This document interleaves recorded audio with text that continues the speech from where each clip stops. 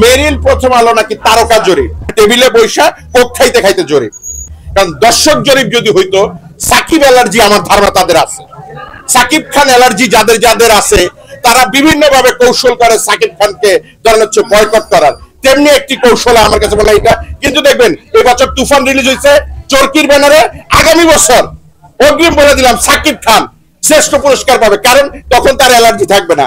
আপনারা দেখেছেন যে কিছুদিন আগে বাংলাদেশের একটি জনপ্রিয় অ্যাওয়ার্ড অনুষ্ঠান মেরিল প্রথম আলো অ্যাওয়ার্ড, অনেকেই ডরে কথা বলে না। ডরে কথা বলে না এই কারণে যে অনেক শিল্পীরা মনে করে যে আমি মেরিল প্রথম আলোকে নিয়ে যদি এবার কথা বলি, একটি কর্পোরেট কোম্পানি প্রথম আলো পত্রিকা হয়তো মামলা দিয়ে দিবে, হয়তো আমাকে বয়কট করবে, নয়তো পরের বছর আমাকে দাওয়াত দিবে না।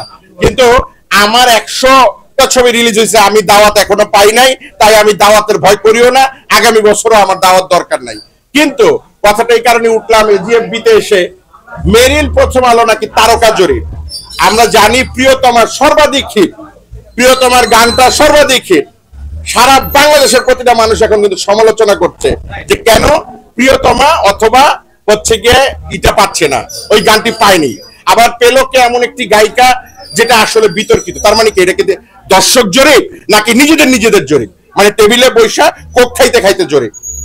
আমার কাছেও তাই মনে হয়েছে যে এটা আসলে ওই রকমই একটা টেবিলে কোক খাইতে খাইতে জরিপ।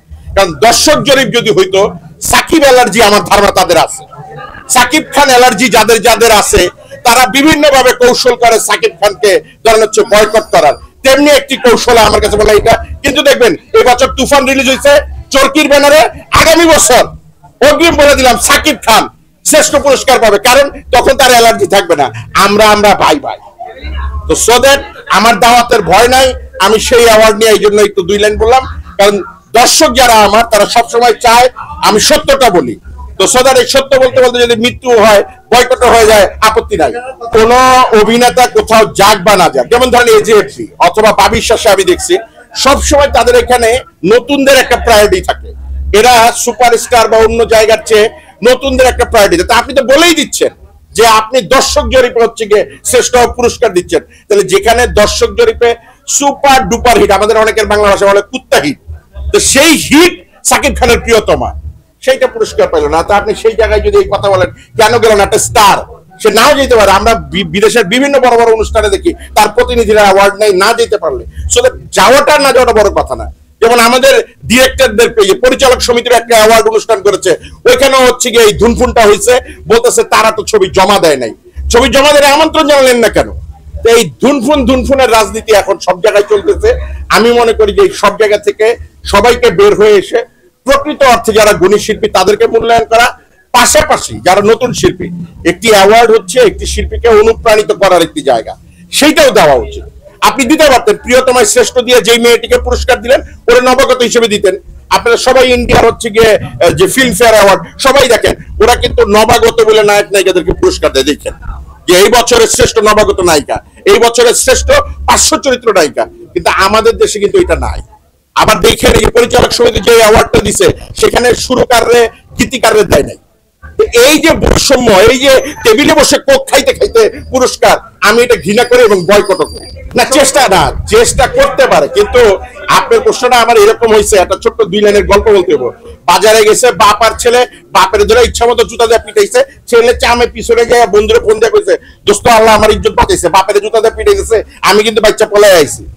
আপনি আপনার দেশের স্টার যে বা সিনিয়র যে তারে মূল্যায়ন করবেন না, নতুনকে প্রমোট করার আশায় সিনিয়রকে অপমান করবেন, এই প্রমোটের তো দরকার নেই। এই যে আমি নিজে ভোকাল রাইজ করি, অনেকে আমারে বলে যে এই যে আপনি সত্য কথা করেন এটা ভাইরাল হওয়ার লেগে কর। বিগত দিনেও আমি এইভাবে কথা বলছি। আপনারা যেই যুগে ধরেন এই ভার্চুয়াল মিডিয়া ছিল না বা আমি মাঝখানে গ্যাপ থাকার কারণে হয়তো আপনারা আমাকে পান নাই, কিন্তু বিগত দিনেও আমি এইভাবেই কথা বলছি। এখন ভার্চুয়াল মিডিয়ার জগৎ, আপনাদের মাধ্যমে 2-4 জন দেখে, সুন্দর কমেন্টস দেখে, সোদের হয়তো 2-4 জন আমাকে চিনে, কিন্তু ভাইরাল হইতে প্রতিটা ব্যক্তি চায়, সেটা এটা অন্যায় কিছু না। আমি মনে করি যে ডক্টর মাহফুজুর রহমানের একটি উক্তি আছে, পথ দেখায় কেউ কেউ পথ চলে অনেকে। আপনারা জানেন কিনা আমি জানি না, ডক্টর মাহফুজুর রহমান সাহেব যখন এটিএন বাংলা আনে তখন কিন্তু বাংলাদেশে কোনো স্যাটেলাইট চ্যানেল ছিল না। উনি ওনার গার্মেন্টস ব্যবসা অফ করে দিয়ে এটিএন বাংলার পিছনে লগ্নি করেছে।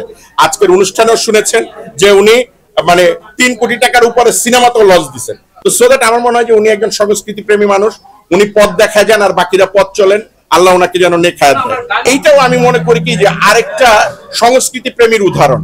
আপনি যখন ব্যবসায়ী থাকবেন আপনারা সবাই বলবে ব্যবসায়ী, আর এই যে আপনারা আমরা অভিনয় করি, আপনারা মিডিয়ায় কভারেজ দেন, যারা সঙ্গীত শিল্পী, যারা অভিনয় শিল্পী, এই যে অভিনয় জগতের সঙ্গে থাকা, ওনার গানটা হচ্ছে আপনাদের থাকার একটা উসিলা। তারা তো সারাক্ষণ ব্যবসা নিয়ে চিন্তা করতে, এই উসিলাটা দিয়ে উনি সবার কাছে থাকতে চান।